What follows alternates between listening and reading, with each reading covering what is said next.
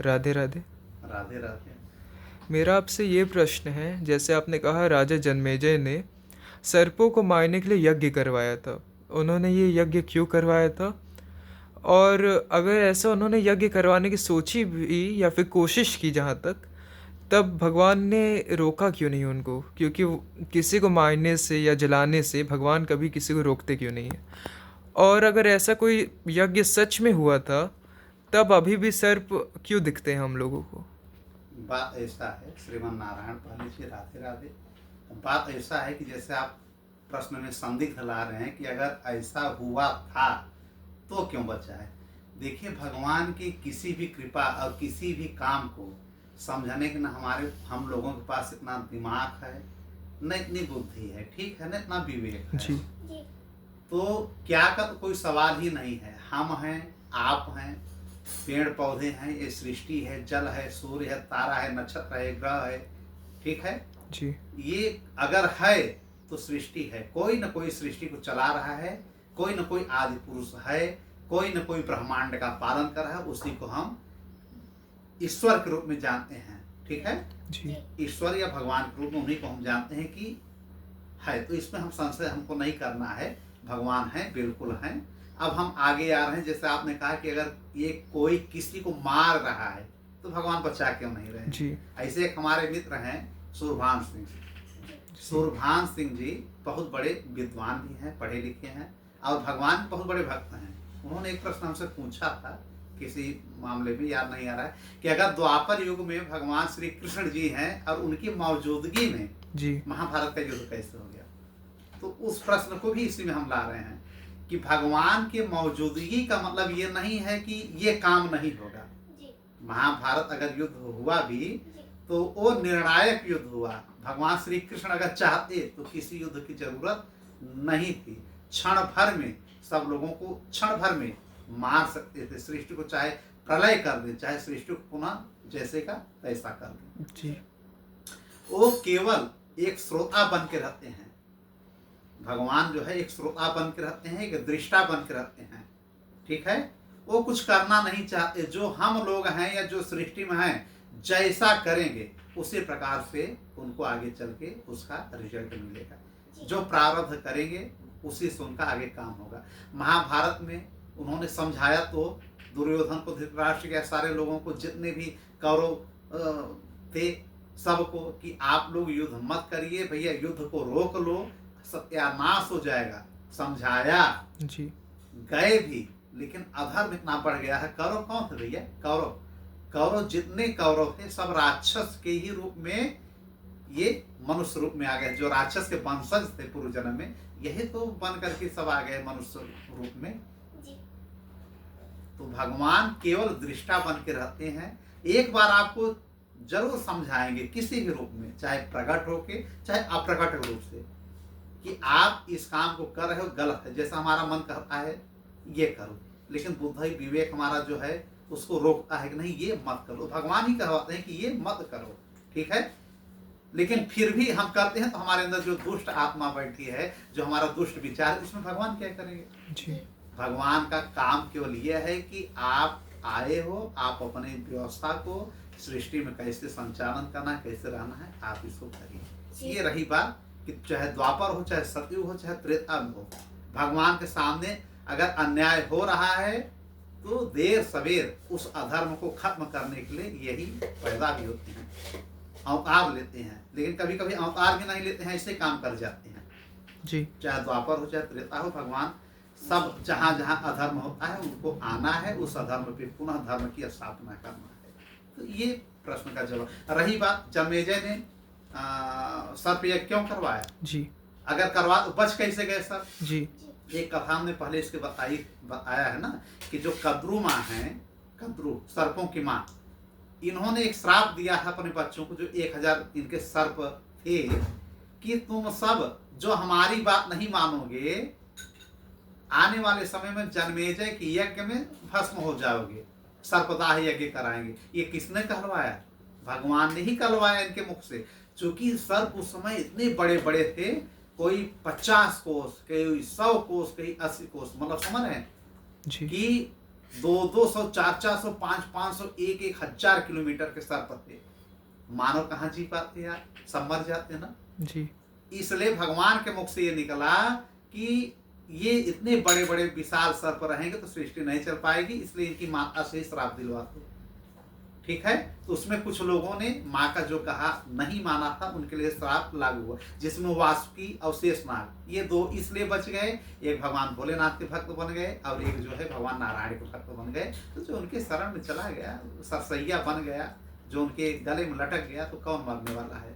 फिलहाल कद्रू ने कहा भी था कि जो एक आस्तिक ऋषि आएंगे, आस्तिक जिसको चाहेंगे वो सांप बच जाएगा। तो आपके प्रश्न का जवाब ये हो गया कि कुछ सांप जो अभी हम लोगों के पास है, जो छोटे छोटे सांप बच गए थे जी।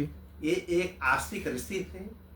ठीक है, जो जड़त्कारु ऋषि थे, उनके लड़के, उनकी वजह से और सांप बच गए जो धरती पे अभी चल रहे हैं। बाकी जो बड़े बड़े थे, जो कि मनुष्य को ऐसे लील जाए, खा जाए, डसने की जरूरत नहीं है, ये सब आगे चल करके जन्मेजय के सर्प दाह यज्ञ में भस्म हो गए। उनको करने की जरूरत क्यों पड़ी जी। यज्ञ जन्मेजय को? तो जन्मेजय है कौन? राजा परीक्षित के लड़के। राजा परीक्षित कौन है? अभिमन्यु जी के लड़के। अभिमन्यु कौन है? अर्जुन जी के लड़के। अर्जुन कौन है? पांडु जी के लड़के। पांडु जी कौन है? किसके लड़के हैं? पांडु वेद व्यास जी के लड़के हैं। वेद व्यास जी कौन है? पराशर जी के लड़के हैं। पराशर जी कौन है? वशिष्ठ जी के लड़के हैं। पराशर जी शक्ति के लड़के हैं। शक्ति जी कौन है? वशिष्ठ के लड़के। वशिष्ठ जी कौन है? ब्रह्मा के लड़के। तो भैया ये सब पूरी सृष्टि की ऐसे से सब संचालन होता है। फिलहाल हम आपके प्रश्न पे आते हैं कि जब ये छोटे थे राजा जन्मेजय, इनको नहीं पता कि इनके पिता की मृत्यु कैसे हुई। एक ऋषि उतंक थे। क्या नाम था उनका? ऋषि उतंक। ऋषि उतंक के गुरु थे वेद। ठीक, वेद के गुरु थे धौम्य करके थे। तो मतलब वेद ये जो है राजा जन्मेजय के गुरु थे। ठीक है, लेकिन वेद अपने शिष्य को भी जन्मेजय का एक समय गुरु बना दिए। उतंक को जन्मेजय का गुरु बना दी। ये कथा इस प्रकार से। और एक बार उतंक जो है जब वेद से कहते हैं कि हमारी गुरु दीक्षा कुछ ले लीजिए, वेद कहते हैं गुरु माँ से कहिए हमको कुछ नहीं चाहिए। गुरु माँ गुस्से में कहते हैं जाइए। जो राजा पौष से हैं, उसमें एक राजा पौष थे, उनकी जो महारानी है, उनकी जो पत्नी है, उनकी कुंडल को लाइए, और नहीं लाओगे तो 4 दिन में तुम्हारी विद्या सब खत्म हो जाएगी। अब उतंक ऋषि बहुत घबराते हैं, जाते हैं पौष के पास और रानी से किसी प्रकार हार मांग के लाते हैं। हार जी। हाँ, एक बार उतंक जाते हैं तो रानीवास में रानी मिलती ही नहीं है। क्यों? क्योंकि जो अशुद्ध होकर जाता है रानी नहीं दिखाई देगी। भगवान की बहुत बड़ी भक्त होती। जब एक पुनः नहा करके उतंक ऋषि जाते हैं, चूंकि गंदे हो गए थे, कई प्रकार से उनको गंदगी लग गई थी रास्ते में चलते चलते, तब जो है पुनः रानीवास में वो दिखती है मंदिर में रानी। इनको कुंडल देती है और कहती हैं जरा बचा के रखिएगा, इस कुंडल के पीछे तक्षक नाग पड़ा हुआ है कब से। और जब ये उस कुंडल को लेके चलते हैं तो नाग जो है एक रूप मनुष्य का पकड़ के छोटा सा इनके पीछे पीछे लगता है। एक जन को प्यास लगती है, उतंक जी ऋषि उतंक प्यास बुझाने के लिए वहां पे कुंडल रख के पीते हैं, वो लेकर तक्षक भाग जाता है कुंडल को। फिर ये दौड़ते हैं, इंद्रदेव तक जाते हैं। इंद्र का ये दोस्त है ना तक्षक, और कहते हैं कि हमारा अगर नहीं लौटाओगे तो भस्म कर देंगे। तो तक्षक इनको कुंडल लौटाता है। उस कुंडल को लाते हैं, अपने गुरुआइन को देते हैं, गुरु माँ को। और फिर इनके मन में गुस्सा चलता है कि तक्षक बहुत खराब नाग है, बताइए, तक्षक सबके पीछे पड़ा हुआ है। तब तक्षक को मारवाने के लिए ये जाकर के जन्मेजय राजा, जो इनके शिष्य भी रहते हैं, उनसे कहते हैं कि सुनो, तुम्हारे पिताजी का असली कातिल कौन है। तो जन्मेजय को किसी ने नहीं बताया था। जन्मेजय ने पूरी महाभारत वैशंपायन जी से सुन लिया था, लेकिन वैशंपायन जी ने नहीं बताया, न वेदव्यास जी ने इनको बताया कि आपके पिता की मृत्यु क्यों हुई थी। लेकिन उतंक ऋषि ने जाके बता दिया कि आपके पिता की जो मौत हुई है 7 दिन के अंदर, जो भागवत सुने थे, और उनको तक्षक आकर के डस लिया था जो तक्षक। तो इनको लगता है कि हमारे पिता की मृत्यु का कारण कौन है? नाग है।